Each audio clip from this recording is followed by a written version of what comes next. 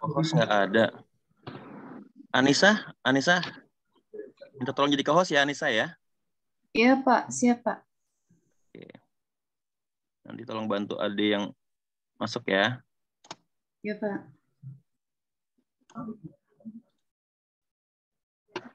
Oke, sudah online. Oke, selamat pagi Bapak Ibu sekalian. Terima Oke. kasih sudah hadir untuk kegiatan kita di hari yang ketiga. Kita akan membahas mengenai penelitian pengembangan khusus untuk pembelajaran ya Bapak Ibu ya. Cuma memang dalam prakteknya nanti sebenarnya konsep yang saya sampaikan ini bisa diterapkan juga untuk hal-hal lain sebenarnya. Karena dasar dari pengembangan itu selalu evaluasi. Selalu evaluasi. Jadi kita nggak mungkin bisa mengembangkan kalau kita tidak melakukan evaluasi. Contoh sederhananya begini. Saryam, nah saya nama Saryam aja deh ini. Saryam punya pacar nggak?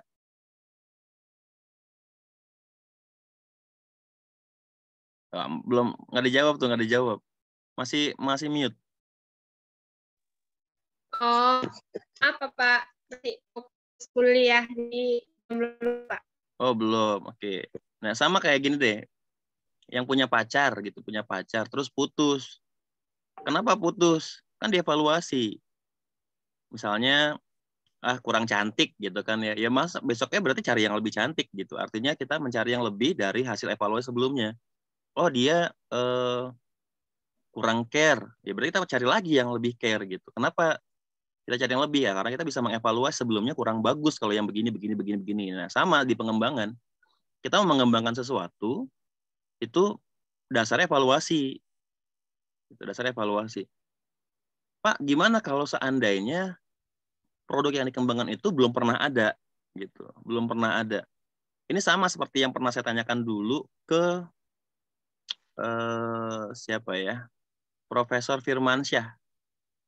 Ya mungkin kalau ada yang pernah ketemu beliau mantan dekan FE-nya UI, lalu pernah jadi staf ahlinya presiden di bidang ekonomi kalau nggak salah. Rektor termuda, profesor termuda gitu, tapi umurnya juga singkat. Ternyata gitu ya, orang karir cepat naik, umurnya singkat.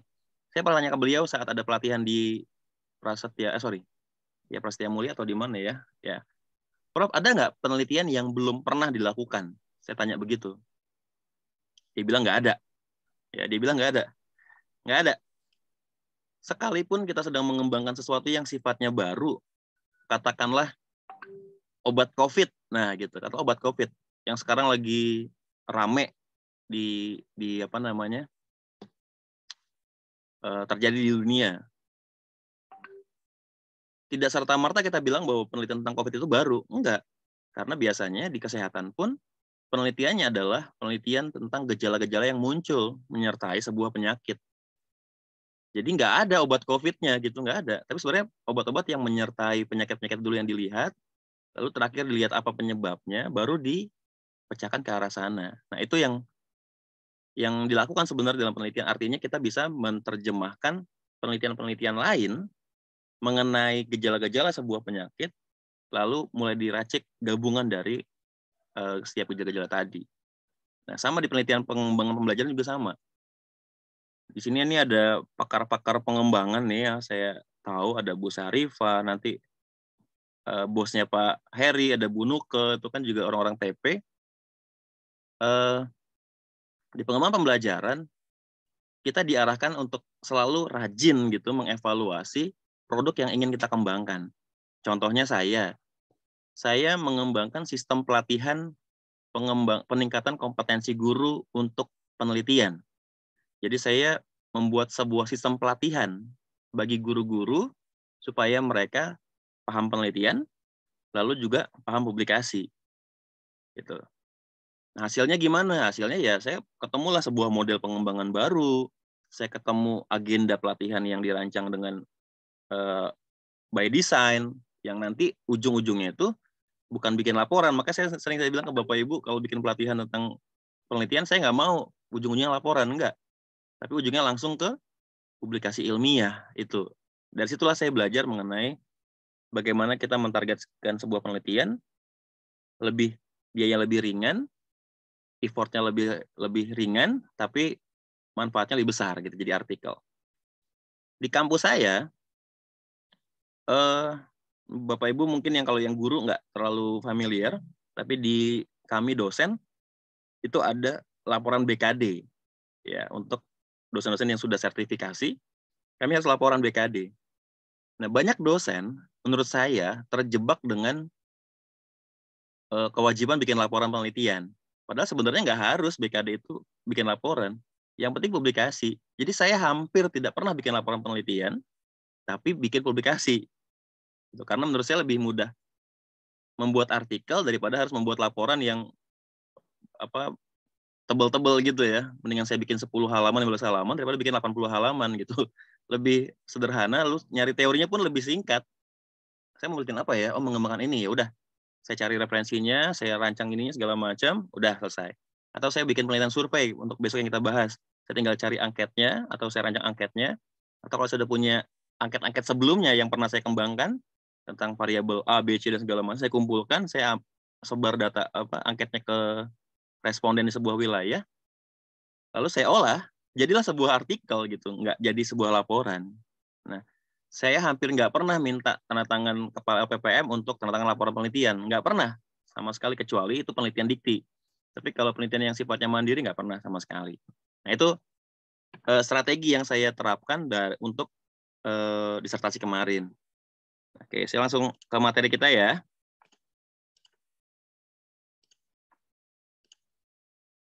Ya, ini materinya. Jadi, saya ulang. Saya bahasnya untuk pengembangan pembelajaran. Ya, nanti kalau ada yang mau coba terapkan ke yang lain mungkin bisa dianalogikan lah, ya. Oh iya, ini lupa nih. Kayak mau add IG boleh ya, Bapak Ibu yang belum add IG, Eduriset Official, Instagram.com Eduriset Official. Silakan bisa di follow. Ini sudah, nggak perlu dibahas lagi. Nanti ya, tujuan kita hari ini tuh paham urgensi. Kenapa kita perlu melakukan penelitian pengembangan pembelajaran? Konsepnya seperti apa? Lalu model penelitian pengembangan itu apa aja yang dirancang oleh para pakar dunia ini. Lalu bisa merencanakan, melaksanakan penelitian pengembangan. Lalu mampu melakukan evaluasi dan perbaikan terhadap produk penelitian pengembangan yang dihasilkan. Nah, sebenarnya kenapa saya lebih suka pengembangan? Karena enak, menurut saya gitu. Enaknya kita berani ngomong bahwa kita punya temuan baru. Gitu. Jadi bukan sebatas verifikasi teori, misalnya yang bilang ada pengaruh motivasi terhadap hasil belajar. Itu hanya memverifikasi teori, bikin angket, dan faktanya pun kita sudah hampir tahu pasti bahwa benar ada pengaruh. Terus buat apa lagi diteliti, kecuali kita mau bilang motivasi seperti apa yang bisa bikin hasil belajar naik, bagaimana cara memotivasinya. Nah, itu yang sebenarnya harusnya jadi penelitian lanjutan, dan itu ranah pengembangan gitu, ranah pengembangan sebenarnya ke sana. Nah, kalau kita bisa mengembangkan sesuatu produk, itu pasti baru menurut saya, pasti baru. Kita bikin monopoli matematika, saya yakin yang kita kembangkan itu pasti beda sama monopoli manapun yang ada di riset-riset dunia gitu, pasti beda.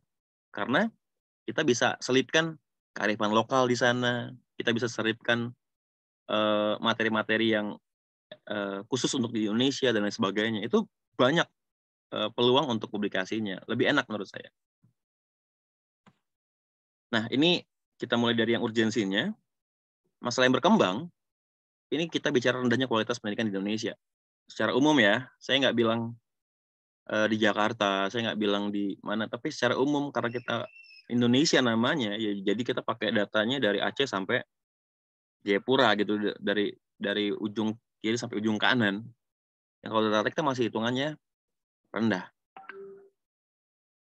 Walaupun kalau saya ngomong sama dosen saya di UNJ, lalu kalau saya presentasi membandingkan Indonesia dengan Singapura, saya bilang bagusan Singapura, dia marah-marah. Enak aja. Coba bandingkan sama Jakarta aja. Dia bilang gitu. Jadi nggak boleh merendahkan Indonesia di depan dosen saya yang satu itu. Lalu rendah daya saing juga di mata internasional. Ini udah jelas. Kita kalau ngelihat bule gitu, kayaknya kita udah langsung inferior. Kita kayak kalah saing sama mereka. Harusnya enggak selamanya. Bule lebih pinter, lebih bagus dari kita kemampuannya. Percaya diri juga kita rendah. Nah, yang ini tidak ada grand design pembangunan pendidikan di Indonesia. Seringkali kita dengarkan ada perubahan kurikulum ganti menteri, ada perubahan kebijakan ganti menteri, dan lain sebagainya. Sehingga kita nggak punya grand design. Kira-kira 50 tahun lagi, 100 tahun lagi tuh mau ngapain itu hampir nggak ada. Beda seperti negara-negara yang memang tingkat pendidikannya sudah diakui lebih maju, kayak Finlandia, Singapura. Mereka punya grand design yang luar biasa, dan kalaupun ada pergantian kepala pemerintahan atau menteri, mereka akan tetap ikuti grand design tadi, karena memang sudah dirumuskan dengan serius gitu.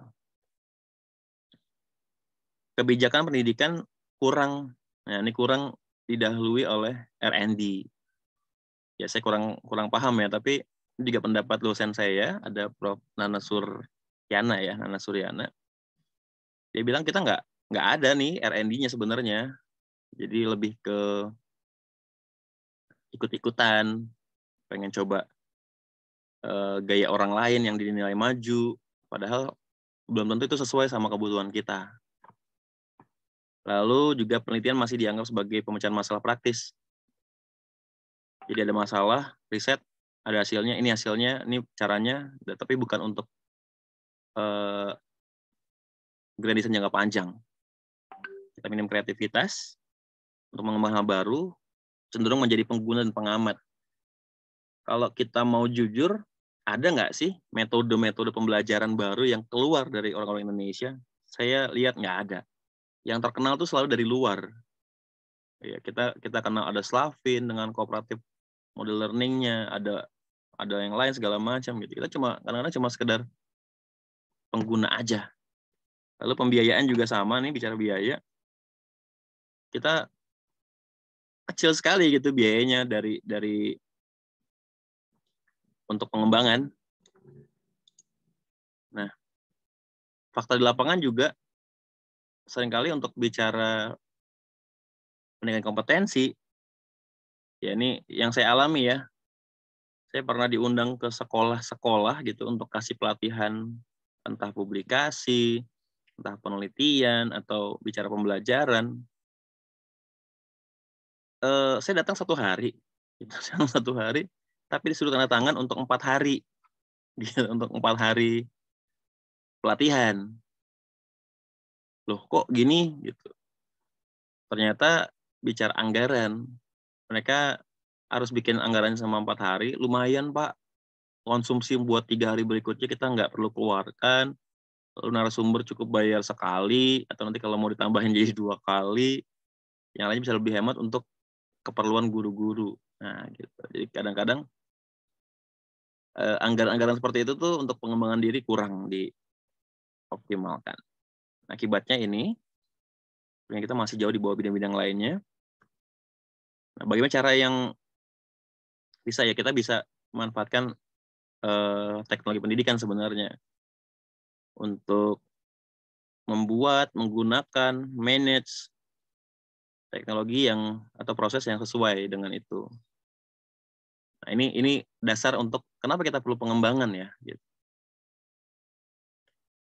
Nah, ini elemen dari teknologi pendidikan. Apa sih penelitian pengembangan? Nah, ini dia. Cara ilmiah untuk mendapatkan data sehingga dapat digunakan untuk menghasilkan, mengembangkan, dan memvalidasi. Jadi ada langkah awalnya nih evaluasinya gitu. Kita mengevaluasi. Nanti baru untuk tahap menghasilkan ya kita perlu adakan penelitian-penelitian pengembangannya. Nah, kata kuncinya ini lagi, R&D is the process of researching consumer needs. Analisis kebutuhan. Jadi, kata kunci pengembangan selain evaluasi tadi adalah mengetahui kebutuhan konsumennya. Jangan sampai kita mengembangkan sesuatu yang tidak dibutuhkan oleh konsumen. Nggak laku nanti. Lalu, mengembangkan produk yang memenuhi kebutuhan tersebut. Jadi kita mengetahui dulu kebutuhannya apa, lalu kita kembangkan produk yang sesuai atau untuk memenuhi kebutuhan tersebut gitu. Nah, ini yang kadang suka hilang dari penelitian pengembangan di akademik ya.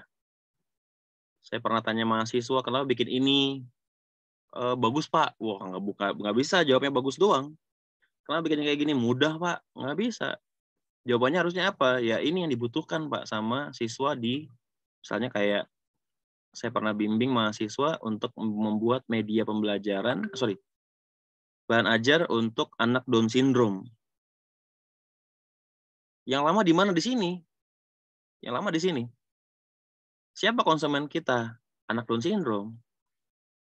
Apa yang mereka butuhkan? Dapat dari mana informasinya? Ya dapat dari gurunya. Gitu.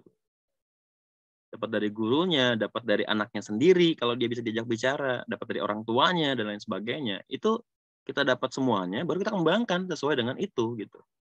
Kalau ininya lemah, ya maka di sininya ya pasti nggak bisa mencapai ini. Gitu. Kita harus benar-benar cari tahu sedalam mungkin, gitu, sedalam mungkin. Lalu dia tanya, Pak, saya dapat informasi dari guru, dapat informasi dari orang tua, dari para senior dan segala macam. Anak Down syndrome kelas 1 itu hanya bisa berhitung atau bisa mengenal angka 1 sampai 5, Pak. Kata dia gitu. Tapi kurikulumnya bilang 1 sampai 10. Pertanyaannya, kita ikuti yang mana? Ikuti kata pakar, ikuti hasil kebutuhan, atau kita ikuti kurikulum? Nah, gitu. Kira-kira, nah kalau seandainya begitu kasusnya Bapak Ibu, saya tanya deh sekarang, kita ikut yang mana? Jadi kayak tes ya, kayak kuliah ya. Kira-kira kita ikut yang mana? Apa kita ikut hasil kebutuhan, atau kita ikut kata kurikulum untuk mengembangkannya? Sepertinya hasil dan kebutuhan yang lebih. Ya, gimana Pak?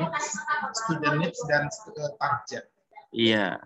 Jadi yang benar kita harus ikuti hasil kebutuhan. Iya, saya bilang dengan agak-agak agak-agak kasar gitu saya ngomongnya, persetan dengan kurikulum saya bilang gitu. Kenapa? Karena kurikulum belum tentu sesuai dengan kebutuhan. Jadi kalau kata pakar, kata orang tua, kata para ahli bilang cukup 1 sampai 5, ya udah memang itu kemampuan mereka, jangan dipaksakan. Akhirnya jadilah sebuah produk bahan ajar, dia bikin buku.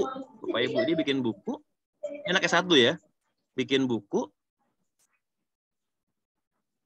yang isinya hanya mengenalkan anak Down syndrome angka 1 sampai 5 dengan 3 bangun datar. Jadi ada lingkaran, ada kotak, ada segitiga. Udah itu aja. Jadi dia bikin buku untuk ngajarin angka 1 gitu. Nanti dia bikin gambar angsa atau bebek, ikutin angka-angkanya dan seterusnya. Itu pun kata dia ini harus berulang kali, Pak. Dijelaskan ke anak Down syndrome. Ya memang kondisi mereka seperti itu, tidak mampu untuk banyak-banyak menyerap ilmu.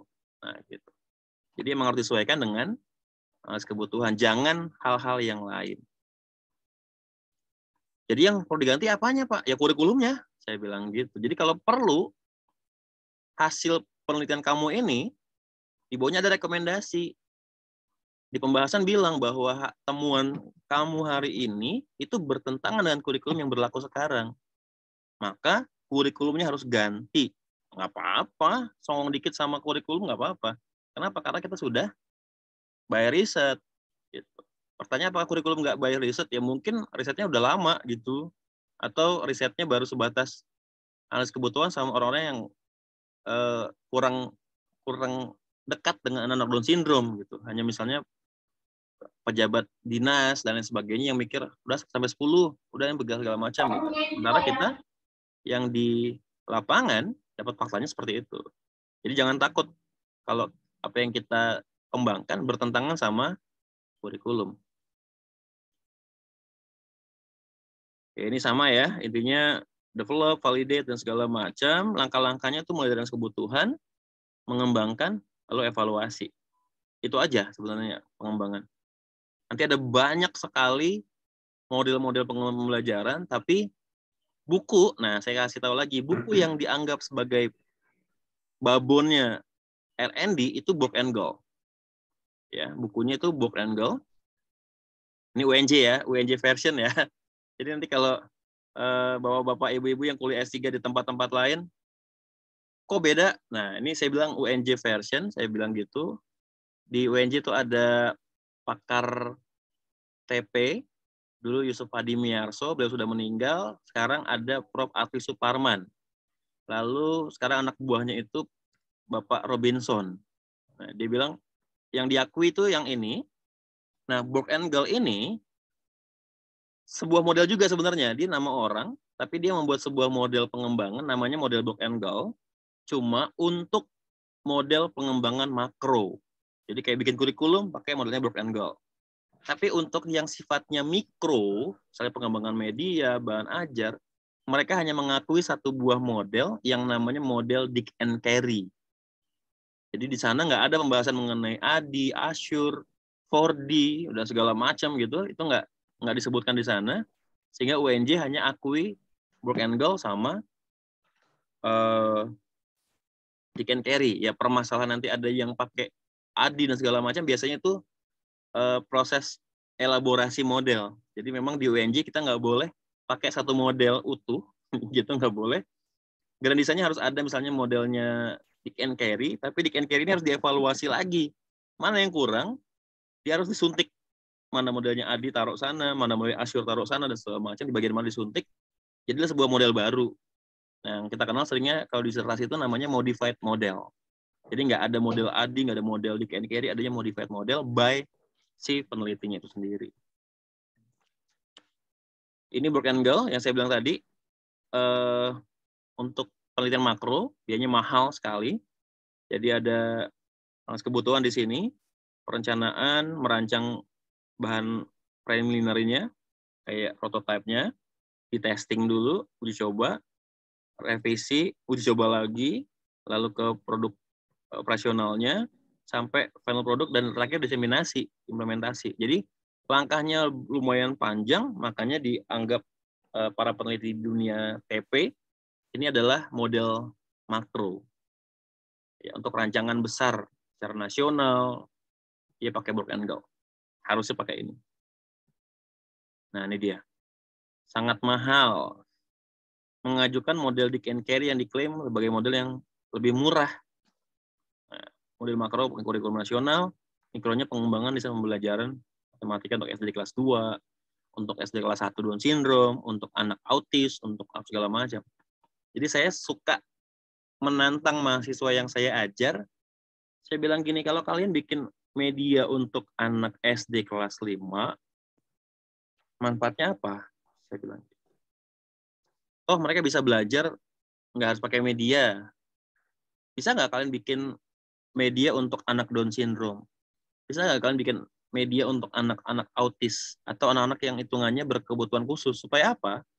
Supaya nilai dampak produk yang dihasilkan lebih bagus, lebih besar dibandingkan untuk anak-anak yang hitungannya normal. Saya suka tentang begitu.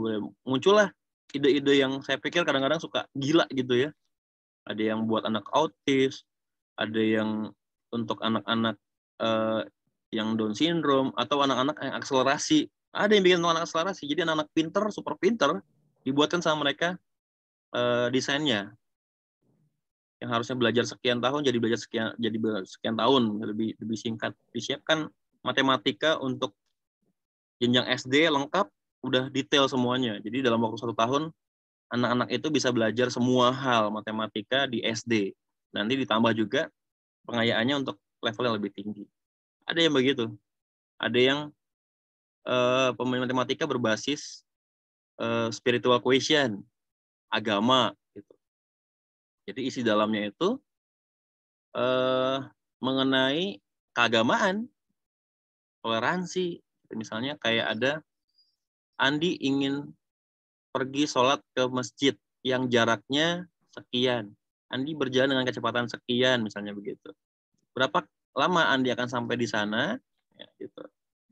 Artinya isi di dalamnya itu berhubungan sama pelaksanaan ibadah dan segala macam, lebih ke sana. Jadi ada hal yang unik lah, saya bilang tadi, kalau kita mengembangkan sesuatu. Ini contoh-contoh desainnya, ada SAFE, Michigan State, Minerva, Banati, ada Ganye, ada PPSI, AT&T, CAM, Pratul Kazanas, Daniel Briggs, ADI, ARCS. Nah, ini saya gabungkan antara ADI, ARCS, karena bicara motivasional ini,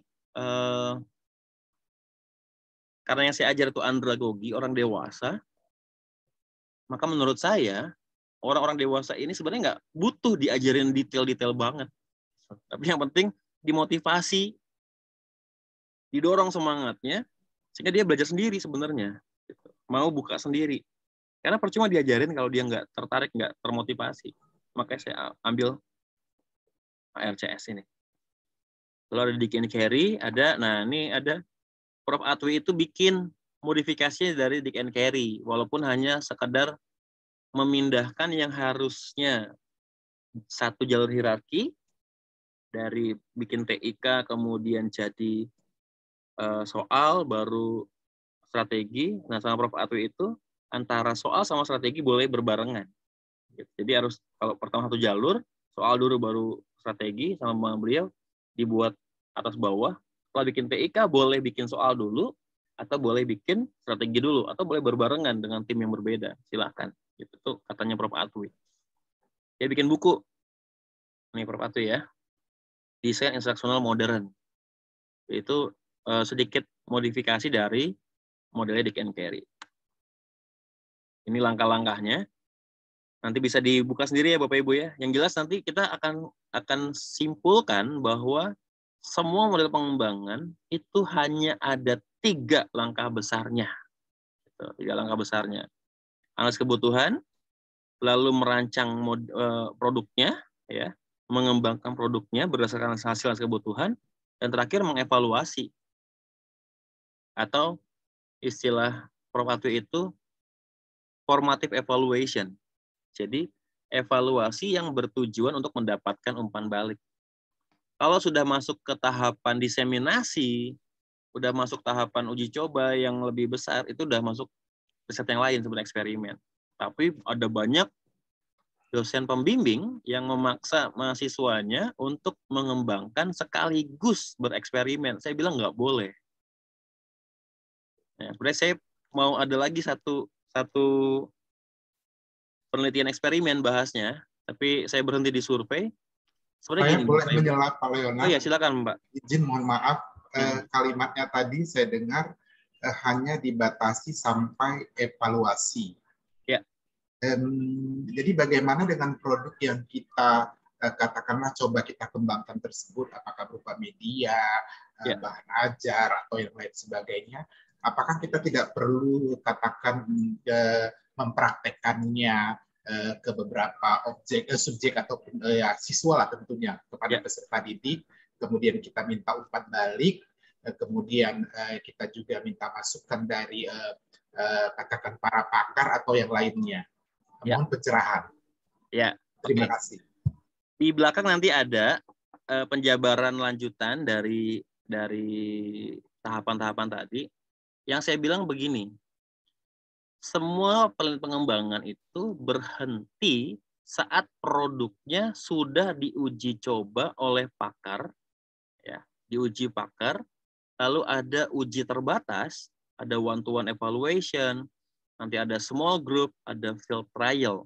Sampai situ selesai, Pak. Nah, itu masih bagian dari tahapan pengembangan. Nah, setelah hasil field trial selesai, ini bukan ngomongin efektivitas produk, enggak. Hanya baru berbicara mengenai kesesuaian antara hasil analisis kebutuhan dengan produknya. Kesesuaian materi yang dikembangkan dengan analisis kebutuhan. Kita sesuaikan keterbacaannya dengan respon siswa. Kita sesuaikan bagaimana media ini bisa diterima dengan mudah oleh siswa dan oleh penggunanya, oleh guru. Baru itu doang. Jadi belum dieksperimentasi. Karena kalau udah eksperimentasi, itu beda penelitian lagi, Pak. Yang saya tegaskan di sini, pengembangan selesai sampai tahapan-tahapan uji coba tadi. Ketemu siswa, iya ketemu siswa. Tapi lagi-lagi bukan untuk menguji efektivitas. Jadi kalau saya membuat media berbasis Android, saya ketemu siswa. Coba dong lihat, ini medianya begini. Apa ya bisa kamu nilai dari sini? Nah gitu. Yang dilihat, oh iya Pak, mudah. Pak di bagian yang ini ada yang susah nih Pak, tombolnya nggak berfungsi. Kalau saya beginiin Pak, ini begini. Materinya nggak kebaca Pak. Nah itu lebih ke situ Pak. Jadi bukan menguji apakah dia sudah bagus atau belum. Nah karena gini, kalau bicara eksperimen, ini harusnya di materi yang lain ya. Eksperimen tentang sebuah metode itu baru boleh diadu. Ini kata-kata dosen saya juga nih ya, sama yang saya baca di buku baru boleh diadu kalau metode tersebut sudah jadi rutin. Jadi misalnya kita nemuin metode baru nih, namanya metode, misalnya kayak Pak Safarudin bikin metode baru namanya metode Safar, ya kan? Dinamain metode Safar, metode baru nih Bapak kembangkan. Mau diadu sama yang sekarang dipakai di sekolah Bapak, misalnya STAD atau Jigsaw, mau diadu. Ini nggak boleh Pak sebenarnya. Tapi metode Safar itu harus dicoba dulu di situ, diterapkan dulu, jadi kebiasaan, jadi rutin, baru diadu. Itu yang benar eksperimen sebenarnya. Nah kalau seandainya kita baru bikin kemudian kita adu, ya sebenarnya masih kurang tepat di eksperimen sebenarnya itu. Gitu ya Pak, nanti kita bahas lebih detail untuk tahapan evaluasi produknya nanti. Oke, kita lanjut lagi Bapak Ibu. Ini tadi model-modelnya, saya lanjutkan saja agak cepat di sini karena ini hanya menguraikan gambar-gambar model. Nanti ada yang saya hentikan khusus untuk modelnya Dick and Carey. Ya, ini ADI, ini AT&T, ADI, ARCS. ARCS itu intinya sebenarnya attention, relevant, confidence, sama satisfaction. Ini yang dituju oleh modelnya ARCS. Mendapat perhatian, sesuai, kepercayaan diri, sama kepuasan. Jadi memang 4 hal ini yang sebenarnya dibutuhkan untuk andragogi, ya, untuk pembelajar orang dewasa. Ini CAM, modelnya CAM. Nah ini dia, Dick and Carey. Jadi di Dick and Carey Bapak Ibu nggak ada tuh analis kebutuhan. Dia langsung ke TIU kalau istilah Indonesianya ya. Di UNJ Bapak Ibu para dosennya tuh nggak setuju sebenarnya dengan terminologi yang berlaku sekarang. Ada SK, KD, itu nggak setuju mereka. Mereka lebih setuju pakai tujuan instruksional umum, tujuan instruksional khusus. Itu lebih tepat menurut mereka.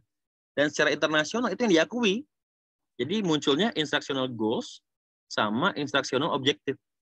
Tujuan umum, tujuan khusus. Ya, lagi-lagi saya bilang UNJ oriented gitu ya. Tapi hasil TIU ini itu di sini ada sebenarnya nanti, makanya saya suka gabung-gabung, ada analis kebutuhan di sini. Nanti muncullah jadi instructional goals. Hasil goals ini diterjemahkan jadi bagaimana mencapai tujuan umum ini. Misalnya kalau di bidang kuliah saya ngajar mata kuliah metode penelitian. Alas kebutuhannya di sini banyak. Lalu saya simpulkan tujuan mahasiswa belajar mata kuliah metode penelitian adalah mahasiswa semester 5 atau 6 matematika mampu merancang sebuah proposal dengan kualitas minimal bagus. Jadi merancang proposal. Nah, di sini diterjemahkan nih. Untuk bisa bikin proposal yang bagus, ngerti apa dulu ya? Nah, gitu. Ngerti konsep penelitian, konsep masalah, teknik sampling, apa segala macam, teknik mengutip, mencari referensi, menemukan apa-apa segala macam. Di sini tulis semuanya nih. Setelah ditulis, dibuat dalam bentuk hierarki. Mana dulu yang dipelajari ya? Mana ya yang harus dipelajari dengan sebagai prasyarat materi yang lain? Misalnya untuk ngerti teknik sampling itu perlu nggak ngerti konsep masalah? Oh nggak perlu, berarti dia langsung. Untuk ngerti teknik pengolahan data, harus tahu nggak teknik samplingnya? Oh ngerti, harus paham dulu samplingnya. Berarti teknik sampling jadi prasyarat untuk ngerti teknik analisis data. Dia ada hierarkinya dan segala macam. Nanti disusun terus sampai ujungnya mencapai ini. Tuh. Ini dasarnya. Kemudian berikutnya menganalisis siapa pesertanya. Kalau saya mengajar mahasiswa semester 6, saya anggap itu udah dewasa. Ya, udah dewasa. Kalau saya hitung-hitung umurnya tuh hampir 20 lah atau 20 tahun. Udah dewasa lah ya, punya KTP. Malah mungkin beberapa udah ada yang udah nikah gitu misalnya. Saya bilang, oh udah dewasa. Mereka sudah bisa diajak berpikir abstrak. Nggak harus konkret lagi kayak anak SD. Bisa diajak untuk berpikir tingkat tinggi. Bisa diomongin dan bisa memahami apa yang saya sampaikan. Nggak harus ngomel-ngomel. Dengan tatapan mata yang sinis sedikit, mereka ngerti bahwa saya marah. Nah, gitu kan hal-hal yang sifatnya perlu kita ketahui tentang karakter mereka. Untuk apa nantinya semua ini jadi dasar membuat tujuan khususnya. Dan nantinya berubah jadi bagaimana cara mengukur tujuan ini dan tujuan ini. Apa ukurannya? Lalu bagaimana strategi mencapai tujuan-tujuan ini? Apakah metodenya, apakah medianya? Di sinilah diusulkan. Di sini maka supaya bisa bikin proposal maka perlu ada penugasan dengan portofolio. Nah, gitu misalnya. Oh ya udah pakai portofolio. Lalu ada penugasan untuk download dan review jurnal. Nah, taruh sini tugas-tugasnya misalnya apa gitu kan. Lalu merancang materialnya, bahan ajarnya, merancang medianya, memilih buku-buku yang perlu dibaca, dan lain sebagainya. Nah, terakhir, setelah semuanya ini, kita perlu lakukan formative evaluation. Sampai sini selesai sebenarnya. Ini tahapan pengembangan tuh sampai sini. Berhenti dia. Tapi kalau udah summative evaluation, ini masuknya sebenarnya udah penelitian yang lain. Kalau kata Prof. Atwi, masuknya ke difusi inovasi. Ya, ini tahapan yang berbeda. Sampai sini sebenarnya selesai. Formatif itu tuh udah one to one, uji pakar materi, pakar desain, pakar pengembangannya, pakar apa segala macam kita taruh sana. Lalu ada small grupnya, ada field trial ya di sini semuanya. Itu semua selesai, sudah. Jadilah namanya produk final. Nih, selesai. Silahkan. Kalau ada yang mau pakai produk ini untuk diuji coba di mana, silahkan pakai. Mau dipakai di mana lagi, silahkan pakai. Tapi jangan lupa kutip nama saya sebagai pengembangnya. Nah, gitu aja. Ini MPI tadi saya bilang. Lihat bedanya ya. Sorry. Dia satu garis lurus. Ini dulu dibuat, baru ini. Nah, kalau di Prof. Atwi, ini di atas, ini di bawah gitu. Tesnya di atas, strategi di bawah. Jadi sama. Gitu. Ini dulu boleh, ini dulu boleh. Atau sekaligus nanti dasar ini jadi dasar untuk mengembangkan ini. Ya, sistem interaksional selesai, baru lanjut penelitian yang lain. Ya, ini apa yang saya bilang berhenti di sinilah gitu intinya begitu.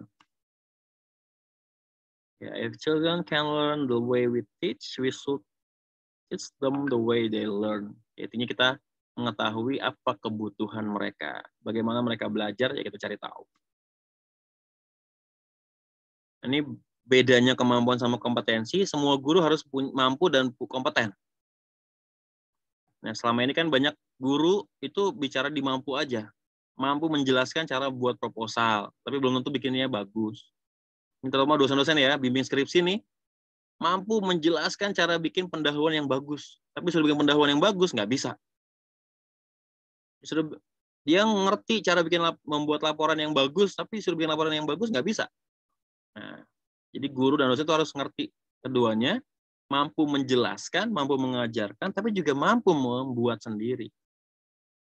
Ya, jadi jangan sampai kita cuma bisa dibilang talk only, no action gitu ya. Intinya praktiknya nggak mampu ya Pak. Iya. Jadi kalau seandainya kita ngajarin terus disuruh mencontohkan, kita bisa gitu. Kita bisa. Jadi guru, dosen, dan peneliti harus menjadi model sebelum memberikan kepada itu mahasiswa. Betul, ya.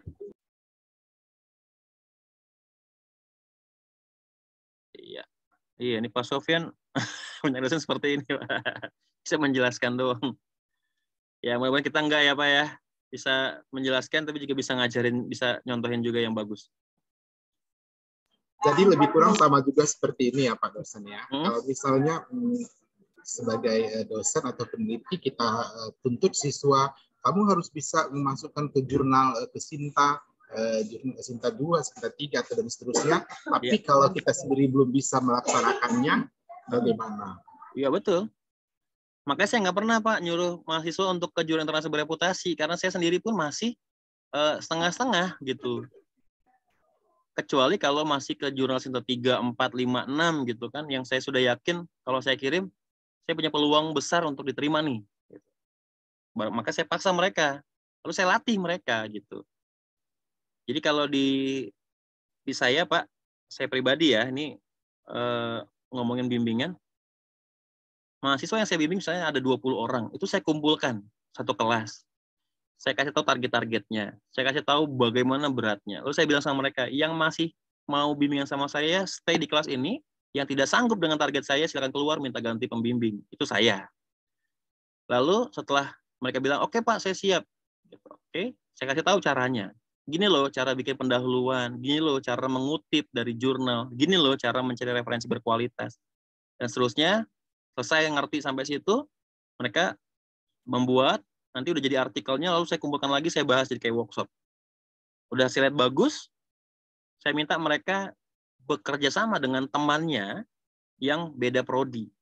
Misalnya dia kirim ke Jurnal Nasional Indonesia, Bahasa Indonesia. Saya minta mereka berkenalan sama teman-teman mereka yang dari prodi Bahasa Indonesia. Minimal kalaupun mahasiswa, udah punya kemampuan yang lebih bagus lah Bahasa Indonesianya dibandingkan yang bukan Bahasa Indonesia. Suruh mereka baca. Nah ini saya ajak mereka untuk berkolaborasi, untuk berteman, sama seperti yang saya lakukan. Saat saya punya artikel dalam bahasa Indonesia, saya akan cari teman saya yang dosen bahasa Indonesia. Saya suruh dia baca. Dia pun sama, saat dia punya masalah dengan pengolahan data, statistik, atau dia butuh bantuan apa, saya bantu gitu. Nah ini bicara kolaborasi. Nah setelah itu, saya suruh mereka datang ke kampus, dengan laptop saya atau komputer saya suruh mereka submit sendiri di jurnal itu gitu.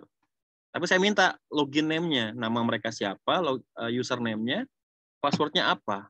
Nanti saya cek gitu. Nah, setelah mereka submit, baru saya ACC Pak buat sidang. Kalau nggak sampai situ, nggak akan saya ACC buat sidang.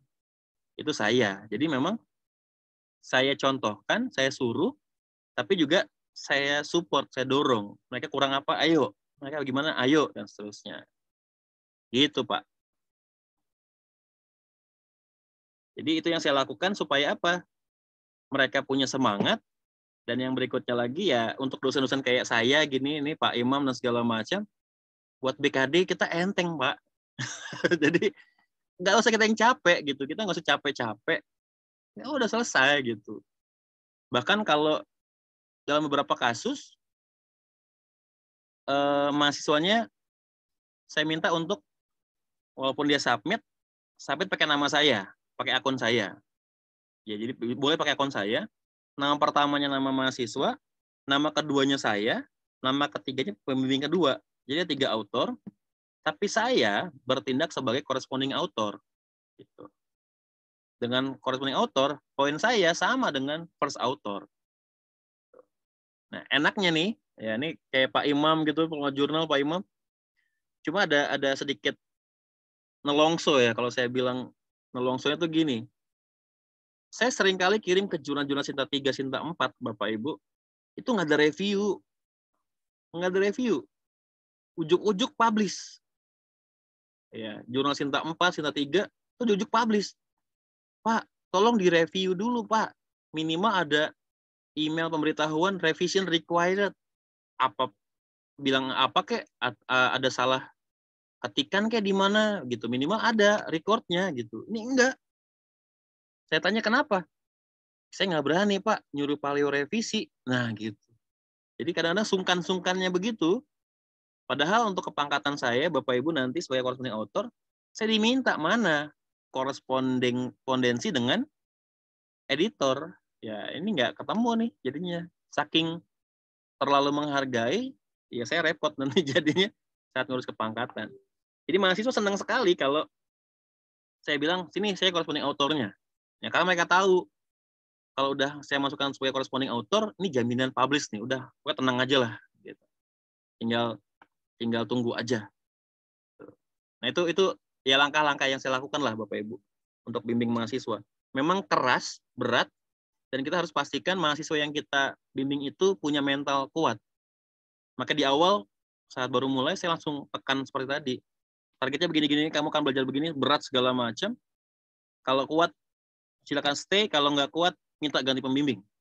Tapi saya jamin kalau kalian ikuti langkah saya sampai nanti publish, kalian sudah punya kemampuan yang lebih baik dari mayoritas dosen di tempat ini. Saya gituin motivasinya gitu. Supaya apa? Supaya mereka semangat.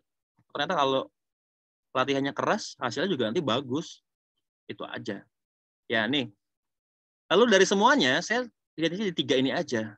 Yang tahap pertama itu analisis kebutuhan. Nih, analisis kebutuhan.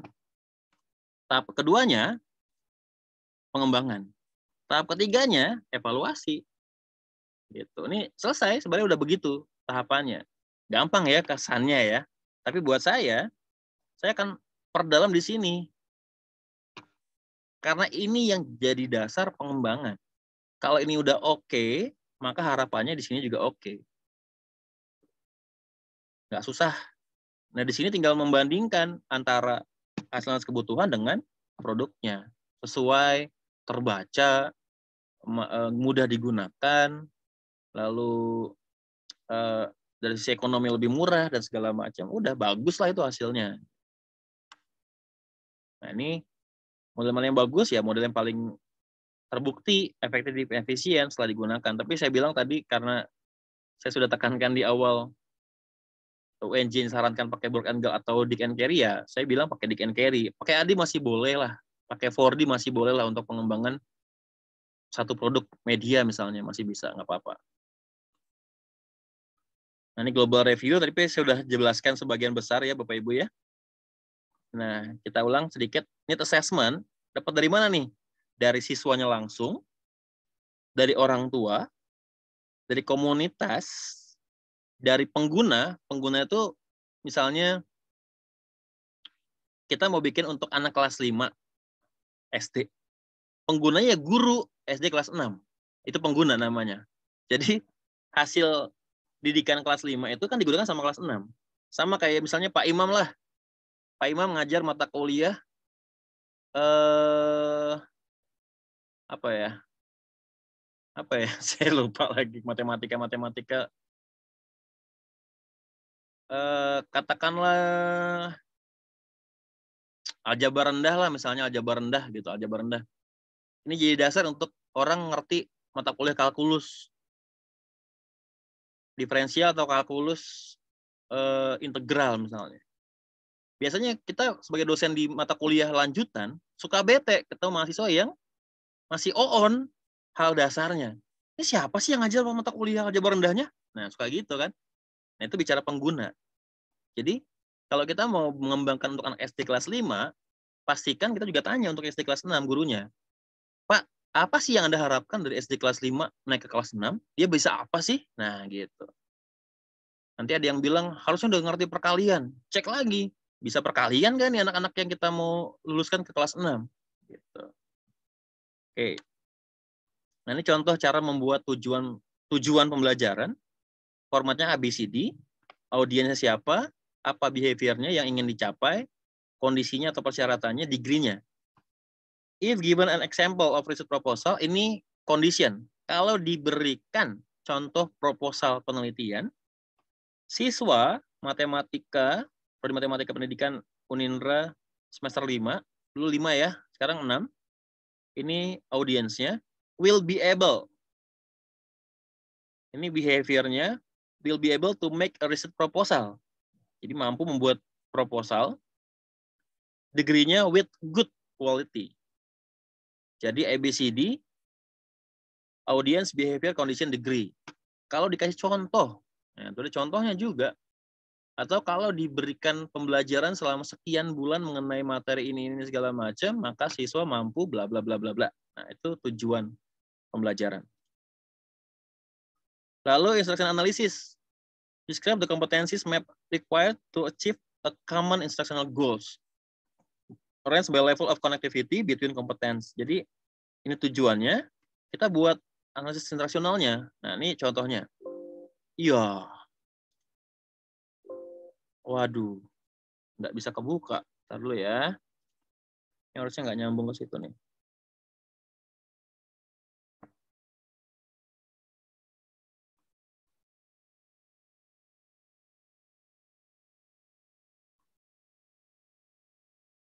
Oh, slide-nya udah mau habis ya. Dikit lagi.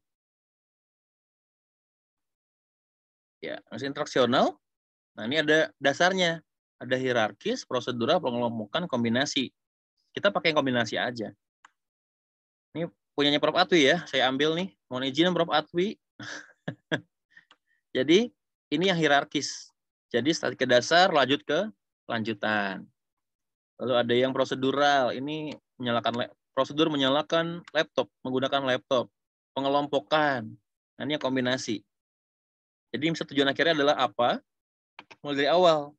Ngerti ini, hierarkinya ke sini, ke sini, ke sini, ke sini. Setelah ngerti ini, dia bisa apa? Bisa apa, bisa apa, bisa apa, segala macam. Nah, ini yang harus kita susun untuk mencapai tujuan akhirnya. Ini namanya analisis instruksional. Oke. Lalu mengetahui karakteristik siswanya atau pembelajarnya. Dari mana nih? Dari siswa sendiri. Oke, boleh, nggak apa-apa. Kita amati langsung, observasi langsung. Atau tanya aja, iseng. Gimana sih sifat lu? Nah, gitu misalnya. Oh, saya mah orangnya begini, begini, begini. Tapi amati lagi kesehariannya. People who know. Gurunya, supervisor, atau orang tuanya. Atau siapapun lah komunitas sana. Tujuannya buat apa? Nah, ini yang perlu dicari tuh ini.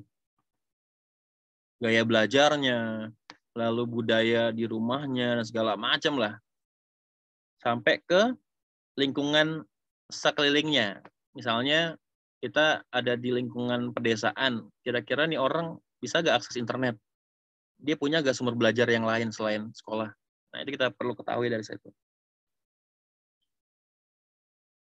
Tujuan khusus sama ya, ini sama, dan disusun berdasarkan hasil dari instructional analysis. Jadi, kalau tadi goals itu 1, maka objektif itu banyak. Sesuai sama hasil di sini. Jadi ada mengerti konsep masalah, ya udah nanti ada di sini ada mahasiswa mampu mengerti konsep masalah. Instrumen, nah ini dia. Instrumen ya. Ini ada mata kuliah sendiri nih buat kesini nih. Untuk menguji pemahaman atau pengetahuan, boleh pakai multiple choice, pilihan ganda. Untuk menguji komprehensif, ya intinya agak lengkap, sampai ke aplikasi, pakai esai. Tapi untuk menguji produktivitas, kinerja, ya pakai performance test. Portofolio, bikin proposal, bikin laporan, bikin apa, yang ada produknya, yaitu masuknya ke sini. Jadi, alat pengujiannya itu sesuaikan sama apa tujuan kita. Nah, bagaimana kita membuat instruction strategi, bagaimana kita mengajar untuk mencapai tujuan. Oke. Nah, ini ada pre-instruction activities, ada konten, ada partisipasi. Ini yang dari Dick and Carey. Jadi ada pengetahuan pra pembelajaran untuk mendapatkan perhatian sama motivasi, menjabarkan tujuan, lalu promote recall atau prerequisite skill, pengetahuan sebelumnya lah, intinya begitu. Lalu materinya, lalu terakhir partisipasi siswa, latihan sama umpan balik. Kemudian ada tes, entry skill test, pre-test, post-test, sampai ke, ya ini dia, follow through activities. Lanjutannya lah, entah mau dikasih tugas kah, atau apa, dan segala macam, supaya bisa lebih melekat di sana. Ini bagaimana kita menggunakan berbagai macam sumber daya untuk untuk mencapai tujuan akhir pembelajaran. Biasanya dibikin tabel-tabel begini nih. Apa aja, deskripsi singkatnya ngapain, manfaatnya sampai apa, tujuannya apa, terus uraiannya, contoh-contohnya apa, dan segala macam. Sampai ke waktu belajar. Jadi untuk menjabarkan sebuah materi itu bukan orang lain yang tentukan waktunya, kita yang tentukan. Materi X itu butuh waktu 2 jam pelajaran, ya udah 2 jam pelajaran.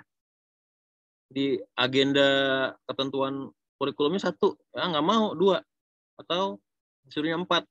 Itu butuh cuma 2 kok, 2 aja pakai. Gitu. Jadi kita yang tentukan di sini waktu belajarnya. Material ya udah ini disesuaikan dengan tujuan pembelajaran. Kita butuh tentang materi konsep masalah, ya udah cari materi tentang konsep masalah. Boleh di combine atau boleh bikin sendiri semuanya. Atau boleh potong-potongan dari buku-buku orang, boleh ya, yang penting siswanya paham. Nah, ini yang tadi ditanya sama Pak Saparudin, ini tahapannya ya untuk evaluasi. One-to-one evaluation, ada evaluasi pakar, pakar materi, pakar media, nanti boleh pakar pengembangan, dan segala macam. Lalu ada evaluasi pengguna ke siswa sebanyak 3 orang dengan level kemampuan rendah, sedang, dan tinggi. Ingat, bukan untuk meminta mereka diadu gitu, coba, bukan. Hanya sebatas respon mereka terhadap apa yang kita kembangkan.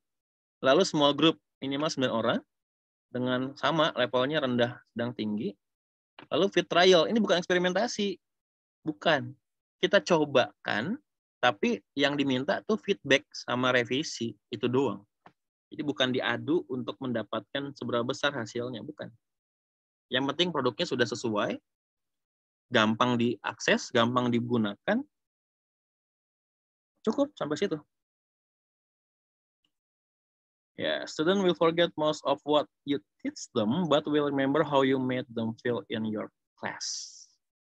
Ya, intinya kalau kita mengembangkan pembelajaran ya bikin mereka untuk nyaman, untuk senang, untuk ya anggap kita itu galak, tapi kita memang mendidik. Nggak apa-apa galak, nggak apa-apa. Saya di kelas tuh hitungannya dosen yang galak banget gitu ya. Tapi lebih ke tuntutan kalau mereka tuh harusnya sadar yang penting itu buat mereka belajar. Bukan saya yang belajar, mereka yang belajar. Karena nanti mereka akan nyesal kalau seandainya mereka nggak tahu hal-hal seperti ini, mereka akan jadi sarjana yang nanggung lah, saya bilang begitu. Maka saya kembangkan strategi tugas dan paksa itu tadi. Oke, Bapak Ibu itu secara garis besar tentang konsep penelitian pengembangan. Lebih lanjut sebenarnya harusnya kita praktek ya, harusnya praktek. Kita mau bikin apa, lalu dikomunikasikan, kemudian jadi rancangan proposal, dikembangkan, dan segala macam, supaya lebih bermanfaat. Tapi ya sementara ini konsepnya. Silakan Bapak Ibu kalau ada yang ingin didiskusikan. Izin bertanya kembali. Silakan Pak. Ya, Pak Leonard, terima kasih. Pertanyaan saya yang pertama untuk katakanlah peneliti pemula, jenis penelitian pengembangan mana yang baik kita lakukan sebagai tahap awal dan sudah memenuhi standar. Yang kedua, seperti ini ya, terkadang maaf ada beberapa reviewer atau dosen yang meminta penulisan daftar pustaka itu kan 10 tahun terakhir. Sementara kan teori-teori Bob Engel itu sepertinya kan tahun 1983. Bagaimana kita mensiasatinya? Nah, kalau saya tekniknya, tapi apakah saya ini salah langkah atau salah kaprah? Biasanya saya ganti tahun 83-nya itu dengan tahun terbaru gitu. Saya anggap aja ada, kadang saya browsing di Google, ada nggak buku edisi terbarunya? Seperti itu saya buat, saya kotak-katiknya sehingga menjadi 10 tahun terakhir. Meskipun ini pastinya kemungkinan menurut saya salah, tapi kan kadang maaf ada beberapa katakanlah reviewer atau pembimbing bukan hanya kalau buat Engel dia mungkin hafal, kalau yang nama-nama yang lain kan ini sudah rendah ini tahunnya, nggak bisa dipakai ya, seperti itu teorinya. Mohon diberikan pencerahan. Terima kasih. Ya, kalau untuk jenis penelitian, saya pikir nggak ada ya untuk peneliti pemula, untuk peneliti apa segala macam, enggak.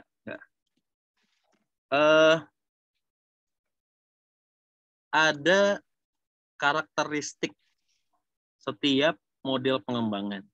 Kalau kita baca ADI, ini saya pernah baca ADI, ini yang saya usulkan ke promotor saya waktu itu, sama penguji, saya pakai ADI. Karena di ADI itu saya pernah baca, ADI difokuskan untuk merancang pelatihan. Nah, karena saya bikin pelatihan, saya pakai ADI. Gitu. Sampai ke promotor dan penguji, itu Pak Prof. Basuki sama Pak Robinson, dia bilang, oh nggak bisa, harus pakai Dick and Carry. Wah, gitu kan. Saya udah tegaskan begini, ini Pak ada, nggak bisa. Kamu harus pakai Dick and Carry karena nanti begini segala macam lah. Jadi grand design-nya pakai Dick and Carry, tapi dalamnya saya combine dengan model yang lain. Ada ADI, ada Azure, ada ARCS. Nah, ada juga yang pakai 4D, Pak. 4D itu DDDDD gitu ya. Ada design, develop, dan segala macam lah. Intinya begitu. Lebih sederhana kalau kita mau mengembangkan sebuah produk media saja. ADI pun sama, sederhana sekali.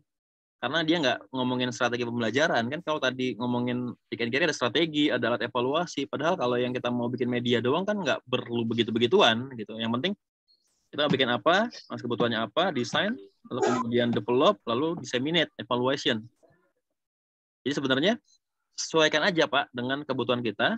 Bapak masih bisa pakai 4D atau Dick and Carry untuk pemula dan mengembangkan media. Tapi kalau Bapak merancang pembelajaran utuh, kayak tadi yang saya bilang ada mengembangkan pembelajaran untuk anak Down syndrome, maka dia otomatis mengembangkan alat evaluasi juga, mengembangkan cara mengajarnya juga, mengembangkan bukunya juga. Jadi dia harus pakai Dick and Carry. Lengkap. Tapi kalau hanya medianya saja, ya boleh pakai 4D, boleh pakai ADI. Gitu ya Pak. Lalu kalau untuk referensi 10 tahun terakhir, saya pikir ini nggak adil. Ya, saya pikir kadang-kadang nggak adil gitu ya. Karena ada banyak justru referensi-referensi bagus itu dari tahun-tahun lalu. Nah, harusnya kalau kita dibimbing, itu pasti pembimbing kita orang yang sama kompetensi dengan kita. Kalau nggak salah begitu ya harusnya ya. Kayak saya kuliahnya TP. Maka otomatis pembimbing saya juga orang-orang TP juga. Gitu, yang sedikit banyak pasti tahu buku-buku babonnya di bidang itu. Jadi nggak adil rasanya kalau mereka protes. Saya kutip bukunya Dick and Carey tahun 1983, kalau memang itu buku terakhir yang pernah terbit. Itu nggak adil saya bilang. Kalau dia marahin, kenapa nih pakai tahun 83? Saya akan bilang, Prof, nggak tahu. Dick and Carey, Book and Girl cuma bikin buku sampai tahun 83, nggak ada lagi yang edisi terbarunya. Ya saya nggak bisa pakai yang lain dong. Ya pakai itu gitu. Harusnya kita bisa lawan begitu sedikit. Ya cuma ya dalam kondisi sebagai anak bimbingan kita nggak bisa begitu ya. Cuma saya berani ngomong begitu gitu kalau memang faktanya buku itu memang buku terakhir yang pernah ada, nggak masalah gitu. Daripada saya paksa-paksain cari buku-buku lain yang malah jadi mengutip gitu. Misalnya malah saya mengutipnya Book and Girl di bukunya Pak Safarudin. Gitu. Pak Safarudin pernah ngutip nih. Book and Girl 83 mengatakan bla bla segala macam. Nah, supaya baru saya bikinnya begini. Book and Girl dalam kurung Safarudin 2020. Kan jadi bagus. Kan nggak boleh tapinya jadi sekunder. Mendingan saya kutip primernya tapi lampau daripada itu. Nah, kalau cara Bapak tadi misalnya pakai ubah tahunnya, tapi harus yakin Pak bahwa memang ada tahun itu buku terbit. Revisinya atau edisinya gitu ya? Iya, revisi-revisinya nggak apa-apa. Okay. Nggak masalah. Tapi ya kalau bisa, ya buat yang cari yang baru, kalau emang nggak ada, nggak apa-apa pakai yang lama. Saya sebagai pengelola jurnal itu punya toleransi kok. 20% boleh tahun lama kalau memang buku itu adalah buku babonnya lah, buku utamanya, dan nggak ada lagi yang lain yang bisa digunakan selain buku itu, nggak apa-apa. Gitu. Oke.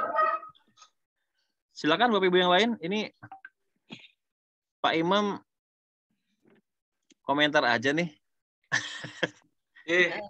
Saya izin masuk. Silakan Pak. Ya, terima kasih Pak Leonard dan Bapak Ibu semuanya ya.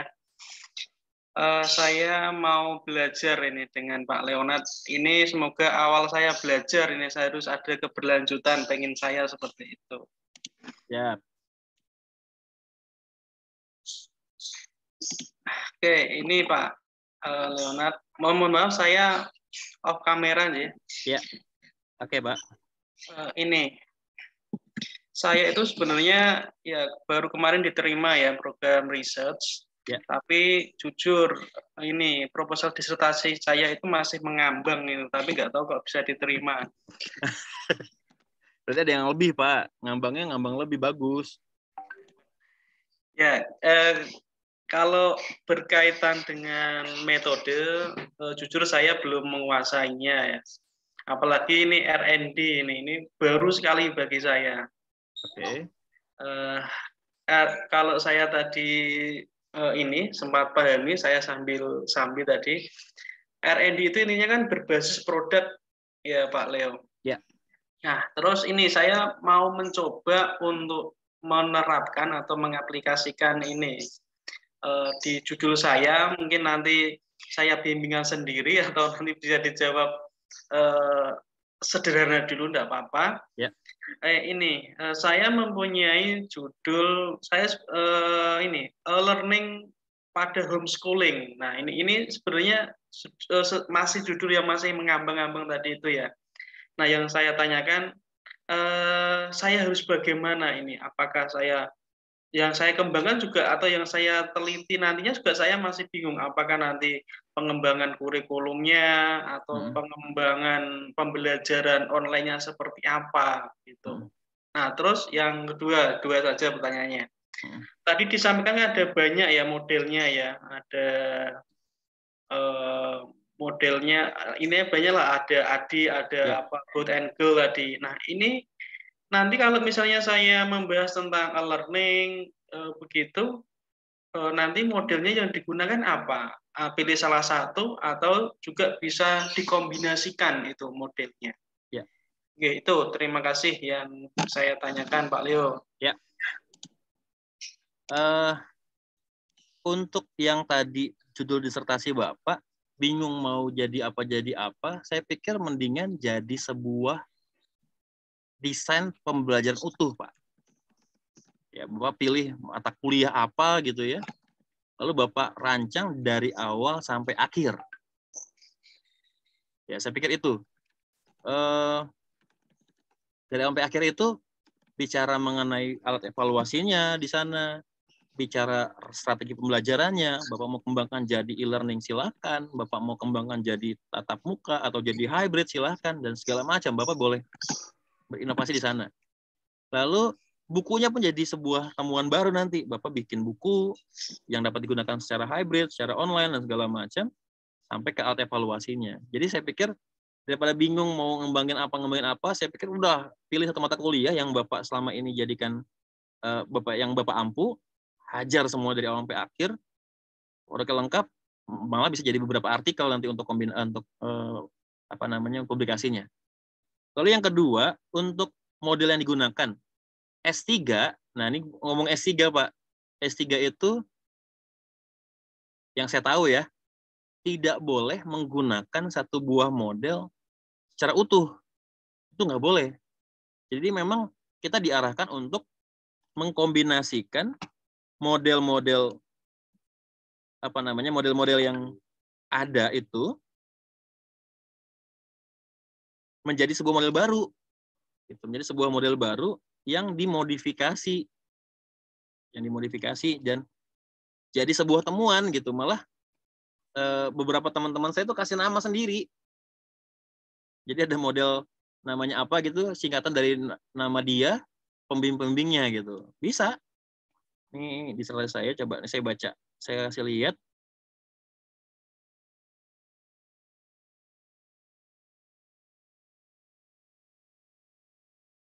Bentar ya, mana ya?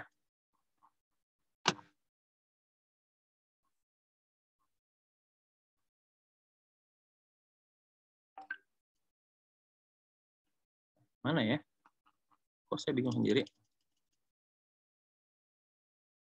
Nah, ini dia. Ini kalau Bapak Ibu lihat, kelihatan nggak ya?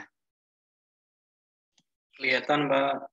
Saya gedein dikit lah. Ini grand design-nya begini, SMA. Model pengembangan kombinasi, harusnya disuruh kasih nama nih sama Prof. Basuki.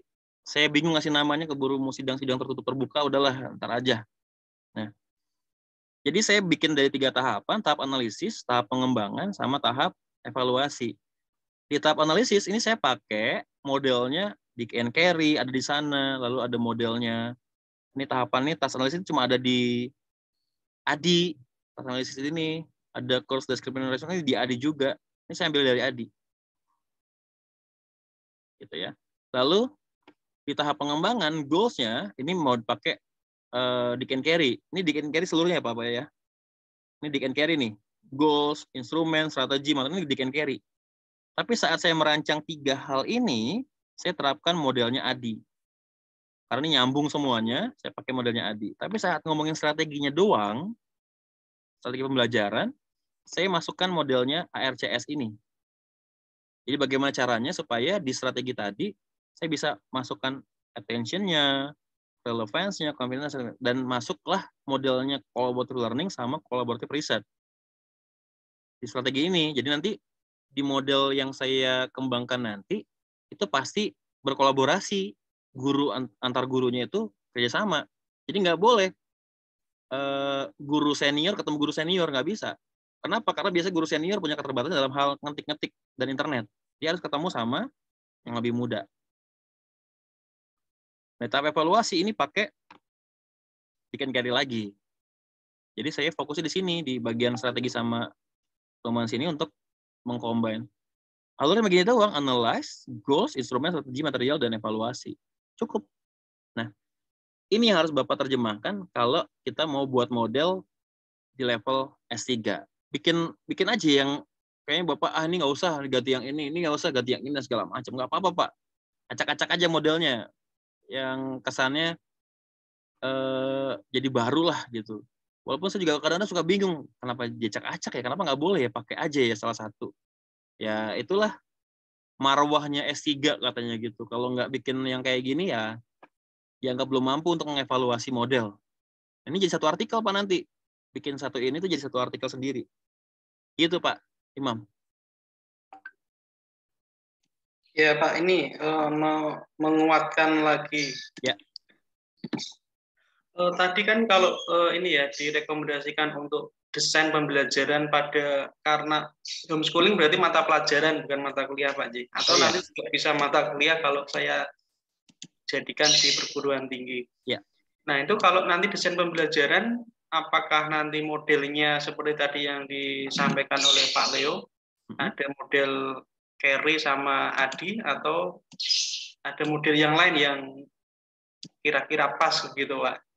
Kalau buat ke pembelajaran lengkap utuh itu Dick and Carey Pak sebenarnya. Oh gitu. Udah paling pas lah itu. Karena dia membahas semuanya tadi yang kita lihat kan tadi ada tujuannya. Nah, kalau misalnya homeschooling kan berarti kita perlu tahu juga karakter anak-anak yang homeschooling itu kayak gimana. Kemudian bagaimana instrumennya, bagaimana strateginya, itu lengkap semua di situ di Dick and Carey. Ini akan berbeda kalau Bapak pakai misalnya Adi. Dia nggak sampai ke sana. 4D juga nggak sampai ke sana, gitu Pak. Sedikit tambahan Pak Leonard. Iya. Untuk penelitian pengembangan ini kan kalau bisa kita harus berbeda dengan yang lain, ya kan? Artinya seperti Pak Leonard bilang bisa dengan memasukkan unsur kearifan lokal, unsur katakan pendidikan karakter atau yang lainnya, biar agar berbeda dan lebih dapat sedikit novelty-nya dibanding dengan yang lain. Nah, ini yang agak memang sulit menurut saya pribadi, dan kita harus banyak membaca dan belajar dan melihat sisi peluang lain dari penelitian sebelumnya. Mohon berikan pencerahan. Iya. Sebenarnya kita tuh punya banyak kelebihan Pak Indonesia ini gitu. Dimasukkan mengenai konsep agama jadi baru. Karena jarang. Kita masukkan tentang budaya Sunda jadi baru. Karena kita bilang aja, belum ada loh yang pakai budaya Sunda. Gitu. Atau kita bilang bukunya pakai penokoh-penokohan, ada tokoh-tokohnya. Tokoh-tokohnya tokoh-tokoh wayang, misalnya Gareng, Petruk, dan segala macam. Jadi baru lagi gitu misalnya. Banyak gitu. Yang penting kita mau menganalisis orang lain pernah bikin apa terkait budaya. Orang lain pernah bikin apa terkait agama, orang lain pernah bikin apa terkait hal-hal yang unik gitu. Nah, kita bikin yang beda aja sedikit. Nah, begitu udah beda dikit, udah jadi baru namanya. Itu aja. Indonesia tuh luar biasa lah, pokoknya lah. Kalau udah ngomongin modifikasi tuh kita gampang sekali gitu, gampang sekali lah. Cuma tinggal ganti ini sedikit, udah baru. Tinggal ganti gambarnya, udah jadi baru. Gitu, Pak. Sebenarnya simpel lah sebenarnya.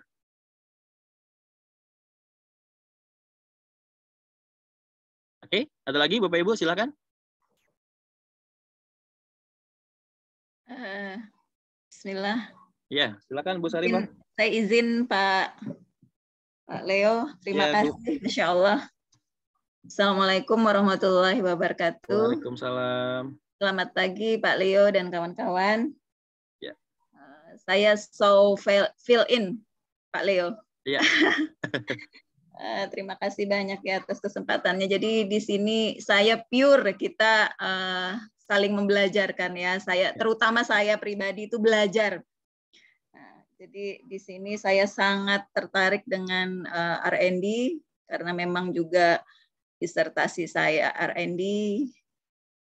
Meski saya dari S1, S2 hingga sekarang itu R&D ya. Jadi di tataran S1 dulu saya di Malang. Ya. Itu tidak sekompleks ya kita di tataran S3. Jadi mungkin ada sebenarnya banyak yang ingin saya tanyakan. Mungkin mulai dari saya ingin belajar dari PPT yang tadi sempat di-share oleh Pak Leo gitu. Ya, apa tuh Bu? Yang mana Bu? Ya, saya ingin menanyakan gitu Pak. AKS model itu sebenarnya strategi pembelajaran atau model pembelajaran ya? Yang selama ini saya sering mendengar itu kan model pembelajaran ya. Tapi saya lihat di sini kan ada 4 prinsip ya. Ada 4 prinsip. Namun di sini Bapak menjelaskan ada berapa langkah ini? 10. 10 ya. Jadi, ya. Jadi modelnya seperti ini ya. Iya. Ada need assessment ya, memperoleh informasi. Iya. Oke. Jadi bisa dikatakan model memang ya. Ya, ini model pengembangan pembelajaran sih yang saya tahu. Ya, model pengembangan pembelajaran betul. Ya. Nah, kemudian apalagi tadi yang ingin saya tanyakan ya, untuk di PPT, Bapak tadi sempat menjelaskan tentang perbedaan kemampuan dan kompetensi ya. Ya. Nah, jadi saya sempat tuh waktu uji reliabilitas instrumen tugas atau performance test yang saya gunakan, itu menggunakan metode Inter-Rater, jadi menggunakan 2 pakar. Ya. Nah, itu beliau awalnya saya menggunakan istilah kompetensi. Ya.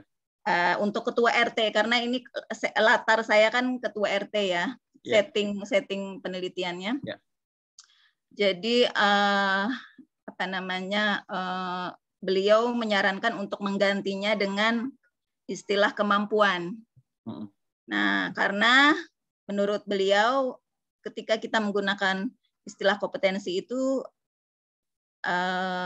adalah sebuah keahlian yang diakui secara formal gitu. Sedangkan kemampuan yang non formal. Nah, kalau yang saya pahami di Pak Leo ini, ketika itu kemampuan hanya batasannya pada kognitif ya. Ketika kompetensi sudah bisa di tataran psikomotorik ya, artinya mampu melakukan. Ya. Nah, kemudian sampai pada tadi Bapak merumuskan satu contoh tujuan instruksional khusus, ya, yang diistilahkan dengan will be able. Ya. Nah, apakah itu tidak lebih tepat kalau kita misalnya merujuk pada apa yang Bapak sampaikan adalah kompetensi, maka apakah tidak lebih tepat menggunakan istilah will be competence? Will be competent, ya juga ya. Nah, jadi agak rancu akhirnya. Ya, betul. Oke.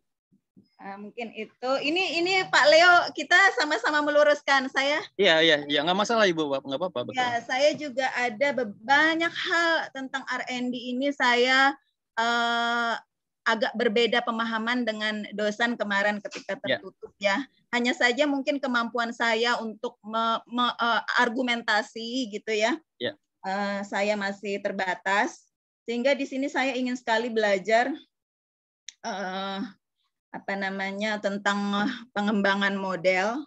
Model yang tadi sempat Pak Leo singgung bahwa ketika UNJ oriented itu di tataran doktoral itu R&D harus menggunakan rumah Dick and Carey ya, karena si pemilik R&D itu seakan-akan adalah hanya book and goal gitu ya. Yang beliau, saya rasa itu hanya sekedar saran ya, saran ketika kita ingin melakukan R&D maka yang terbaik menggunakan kalau menurut beliau bahasanya yang terbaik adalah menggunakan Dick and Carey gitu ya. Jadi menurut saya ya, seiring perkembangan karena ilmu itu berkembang sehingga tidak hanya pemikir atau peneliti pengembang model itu hanya seorang book and goal, tapi juga berkembang, kemudian banyak pengembang-pengembang model bermunculan ya, yang sudah punya nama besar seperti Lee Owens, kemudian Seals and Glasgow gitu ya, dan lain-lain seperti Eddie itu juga. Saya ingin tanya karena tadi sempat Pak Leo mengatakan bahwa pernah membaca buku Eddie gitu ya. Nah itu Pak Leo, mohon maaf, mungkin masih ingat buku-bukunya itu sebenarnya yang mengembangkan model Eddie pertama kali itu siapa ya? Kalau saya cari itu saya terbatas gitu ya. Menemukan siapa sih yang mengembangkan Eddie, karena Eddie ini kan model yang generik ya, model yang umum. Nah, yang saya rujuk di dalam disertasi saya untuk Eddie itu dari Branch. Jadi Robert Maribe Branch itu. Nah, itu pun di artikel tahun berapa ya tadi, tahun 2000-an gitu. Mungkin sebenarnya kan Eddie ini juga model tua ya, model tua gitu. Mungkin berada di posisi tahun 80-an gitu ya. Sedangkan book and goal pun sebenarnya dia berada di posisi tahun 60-an. Udah ada book and goal. Jadi model-model tua. Nah, sekarang seiring perkembangan gitu ya, pengembang model bermunculan. Nah, untuk disertasi saya awalnya saya menggunakan Lee Owens. Gitu. Lee Owens, bahkan awal sebelumnya saya ketika seminar proposal itu masih menggunakan Seals and Glasgow karena berorientasi pada pelatihan training gitu ya. Training dan juga online. Namun ketika saya coba menerapkan, saya terkendala ketika saya menerapkan Seals and Glasgow itu tidak sedetail Lee Owens gitu. Lee Owens sangat detail dan saya rasa lengkap karena tadi Bapak sempat sampaikan bahwa Dick and Carey itu tidak ada need assessment ya, namanya model terbaik dikatakan ya tetap tidak ada gading yang tak retak ya. Nah, jadi saya memutuskan untuk menggunakan Lee Owens dengan combine di strategi menggunakan flex model untuk blended learning-nya. Nah, kemudian sebelum saya ujian seminar hasil tuh saya sebenarnya sudah sempat diskusi dengan beberapa teman. Wah, nanti kalau kamu R&D tidak menggunakan Dick and Carey seperti apa yang disampaikan oleh Pak Leo itu dengan beberapa teman. Saya udah tahu nih, saya bakal ditanyakan tentang model yang saya kembangkan.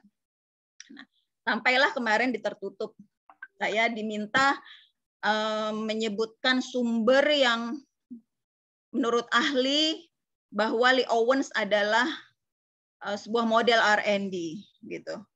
Atau saya harus mengajukan argumen. Nah, tapi pada saat itu karena saya terkesan diserang, jadi saya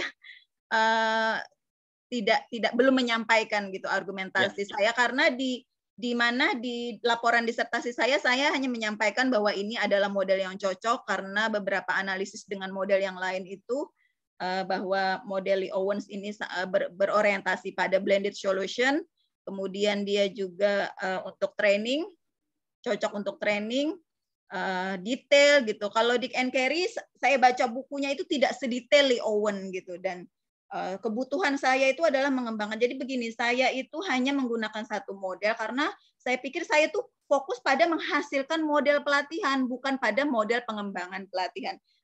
Tapi tadi Pak Leo sampaikan bahwa kalau kita di tataran S3, kita juga harus mengembangkan sebuah model pengembangan juga kan. Jadi itu pekerjaan kita tuh jadi dua gitu. Betul. Selain menghasilkan model pengembangannya, juga menghasilkan model pembelajarannya atau model pelatihannya, ya kan? Ya. Jadi kita ibarat kita ingin memasak masakan gitu ya, kita tidak hanya fokus pada masakan yang enak, tapi kita juga fokus pada alat masaknya gitu, ya kan? Nah, padahal menurut saya, hemat saya ya, kalau judul saya itu pengembangan model pelatihan gitu ya. Berarti fokus yang saya hasilkan itu ya model pelatihannya saja. Terlepas dari saya menggunakan model siapapun yang saya anggap cocok ya, karena model terbaik itu bukan model, tidak ada model terbaik ya, apalagi kalau kita merujuk buku Prof. Atwi ya, yang desain instructional modern, bahwa model terbaik itu adalah model yang cocok ya. Itu model yang cocok dengan model pelatihan atau pembelajaran yang akan kita kembangkan gitu. Nah, jadi saya masih belum bisa menerima dengan hati bahwa setiap R&D selalu rumahnya Dick and Carey. Sebenarnya itu tidak apa ya, hati nurani saya itu menolak gitu. Karena apa? Banyak sekarang bermunculan model-model pengembangan yang itu Masya Allah modern, luar biasa, cocok, katakanlah hampir lengkap gitu ya. Ya, jadi ya contoh ini kita analogi tadi, bahwa ketika kita ingin memasak masakan yang enak, misal contoh kita masak nasi gitu ya, masak nasi. Sekarang kalau zaman dulu mungkin masak nasi kita bisa di panci gitu ya, panci yang dimana panci itu kita bisa masak sayur, nasi ya di sana, kemudian bisa masak atau menggoreng di sana gitu di panci nih ya. Kemudian sekarang hadirlah rice cooker, di mana itu memang spesialis khusus dia untuk memasak nasi.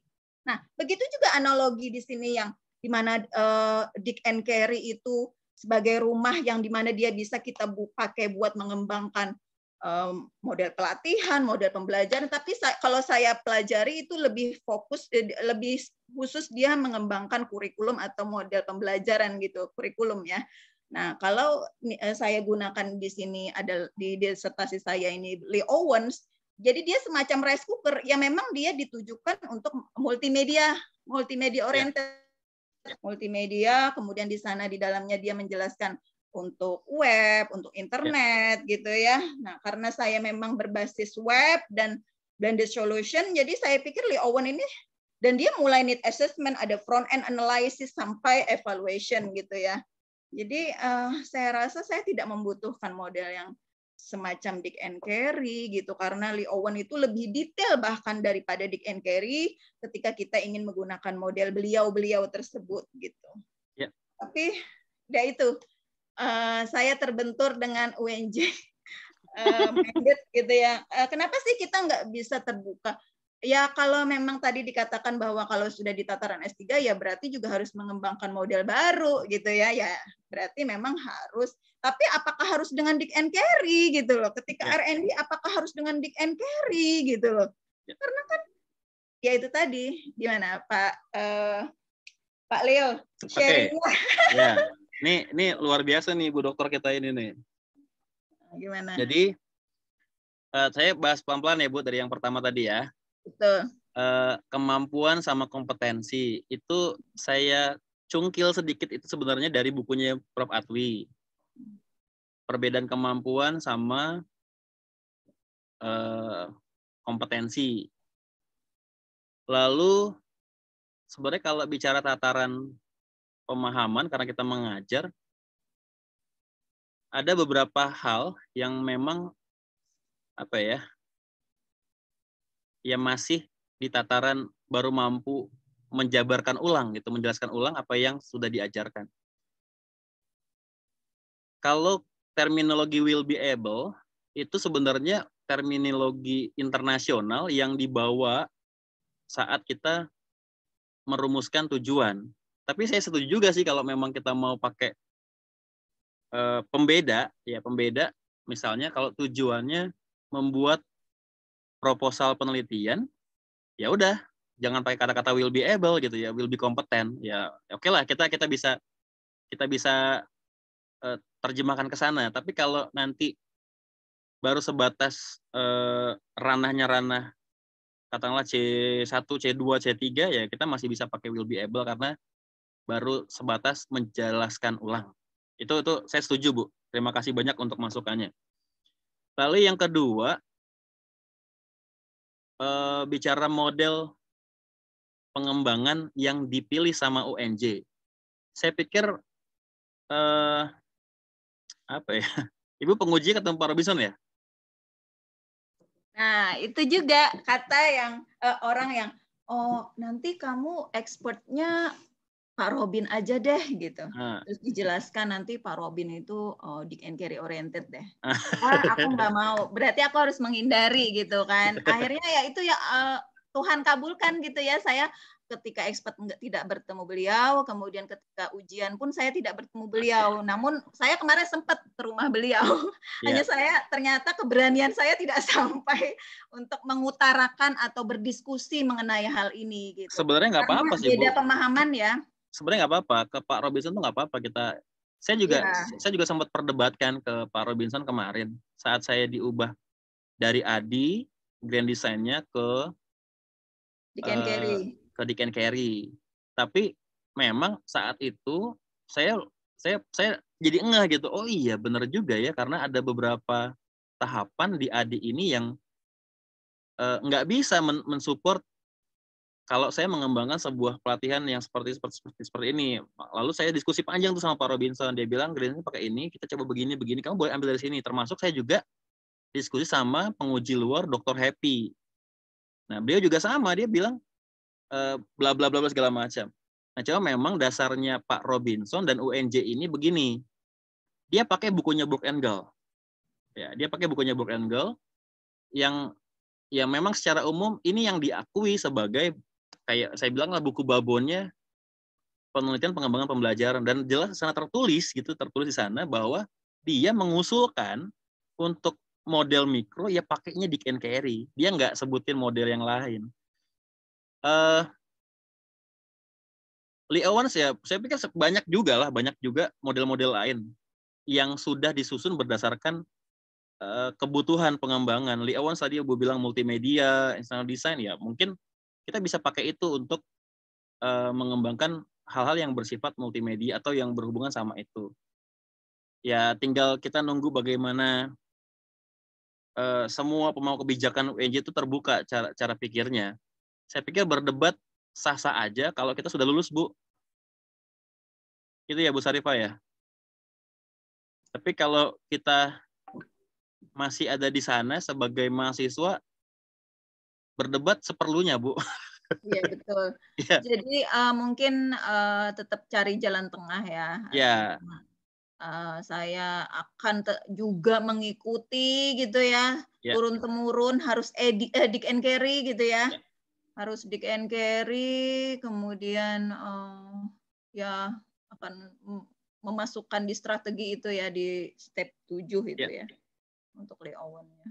Padahal saya jadi mikir overlapping loh. Saya jadi mikir tumpang tindih di need assessment. Kalau di Lee Owens itu sangat detail ya beliau.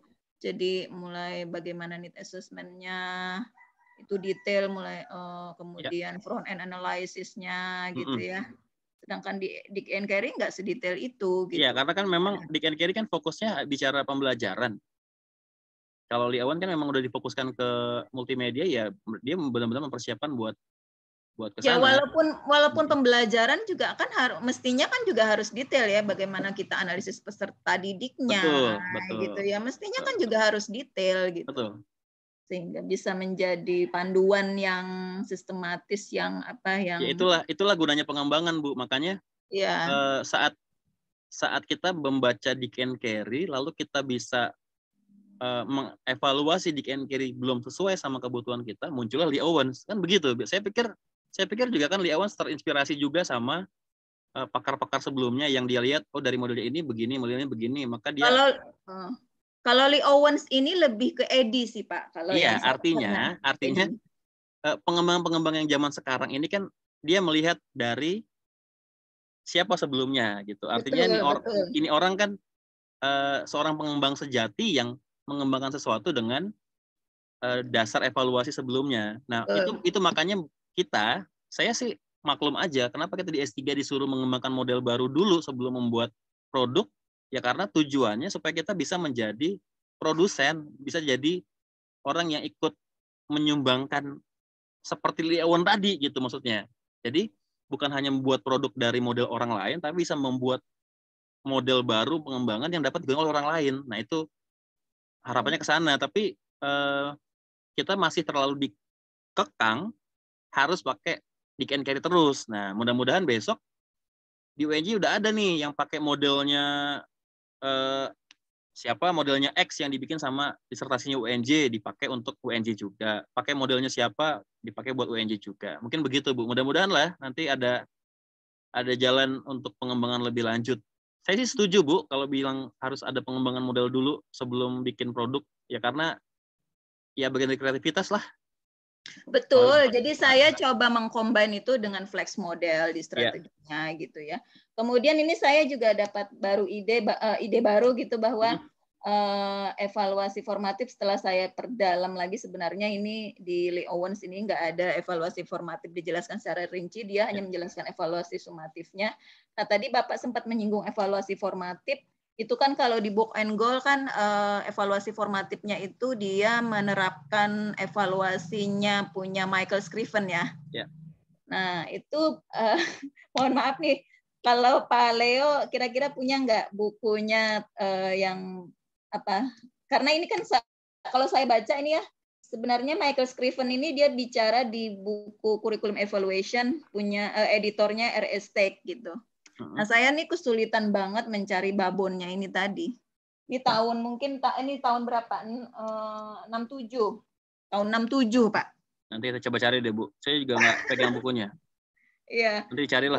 Nggak susah jadi kalau saya itu sebenarnya idenya itu ya Pak, sebelum diskusi dengan Bapak nih, saya sebenarnya maunya tetap Lee Owens, kemudian saya combine menghasilkan model baru gitu tadi ya, karena menghasilkan model baru, jadi Lee Owens kemudian di-combine dengan flex model untuk blended learning-nya dari Honstaker itu, kemudian saya juga tampilkan di situ evaluasi formatifnya Michael Scriven gitu.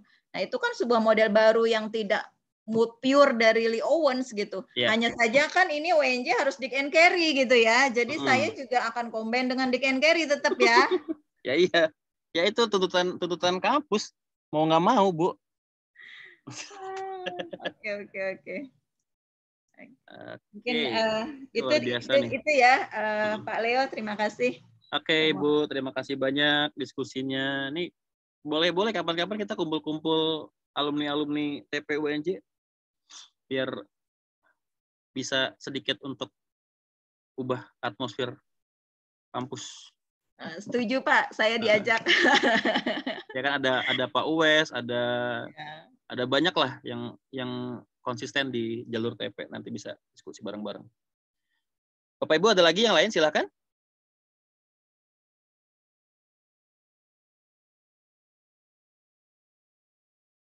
Nggak ada? Oke, kalau nggak ada saya pikir cukup Bapak Ibu sekalian. Kita ketemu lagi besok untuk bahas tentang penelitian survei. Oke, terima kasih sekali lagi. Sampai ketemu besok. Selamat siang. Selamat siang. Terima kasih. Pak Leonard, salam penelitian. Terima kasih Bapak.